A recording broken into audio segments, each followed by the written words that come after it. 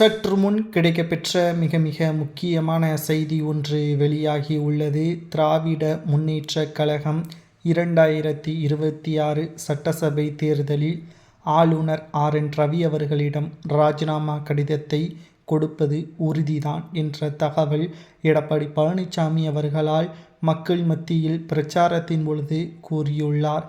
இதற்கு என்ன காரணம்? ஆளுநரிடம் ஸ்டாலின் அவர்கள் ராஜினாமா கடிதத்தை கொடுப்பதற்கு மிக முக்கியமான காரணமே 2021 சட்டசபை தேர்தலில் திமுக சொன்ன வாக்குறுதிகள் நிறைவேற்றப்படாததுதான். 405 வாக்குறுதிகளில் திராவிட முன்னேற்றக் கழகம் மக்களிடம் மிக மிக மோசமான முறையில் நடந்து கொண்டதாகவும் வாக்குறுதிகளை முழுமையாக நிறைவேற்றாமல் ஏமாற்றியதாகவும் பல்வேறு குற்றச்சாட்டுகளும் முன்வைக்கப்பட்டுள்ளது. 2026 சட்டசபை தேர்தலை பொறுத்தளவிற்கு திராவிட முன்னேற்றக் கழகம் ஒட்டுமொத்த கூட்டணியும் மக்களால் புறக்கணிக்கப்படும். 2026 சட்டசபை தேர்தல் முடிந்த மறுநாளே ஸ்டாலின் கூண்டோடு ஆட்சி கலைப்பதற்கான ஏற்பாடுகளை ஆளுநர் செய்வார். ராஜினாமா கடிதத்தை ஆளுநரிடம் ஸ்டாலின் அவர்கள் கொடுக்கக்கூடிய நாள் வெகு விரைவில் இல்லை என்று தமிழகம் முழுவதும் பிரச்சாரங்களை மேற்கொண்டுள்ள எடப்பாடி பழனிசாமி அவர்கள் தெரிவித்துள்ளார்.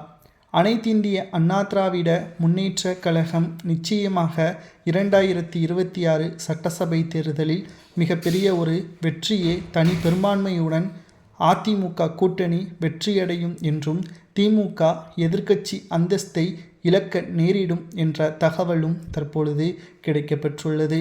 அது மட்டுமல்ல, 2026 சட்டசபை தேர்தல் முடிந்த பிறகு திமுக பல இடங்களில் டெபாசிட்டை இழக்கும். அதனைத் தொடர்ந்து ஸ்டாலின் அவர்கள் கூட கொளத்தூர் தொகுதியில் போட்டியிட்டால் டெபாசிட்டை இழந்து சட்டசபை தேர்தலில் தோல்வியை அடைந்து சட்டசபைக்குள் செல்ல மாட்டார் என்ற தகவலையும் எடப்பாடி கூறியுள்ளார். ஆனால் மறுபக்கம் திமுகவினர்கள் ஆளுங்கட்சியை விமர்சிப்பதில்தான் அதிமுகவிற்கு மிக முக்கியமான வேலை. ஆனால் மக்களுக்கு நன்றாகவே தெரியும், திமுகவின் ஒட்டுமொத்த செயல்பாடுகளும் மக்கள் மத்தியில் நலனை தான் காக்கும் என்பதை எடப்பாடி பழனிசாமி அவர்களுக்கு எதிராக திமுகவினர்கள் மறுபக்கம் பிரச்சாரங்களையும் மேற்கொண்டு வருகிறார்கள்.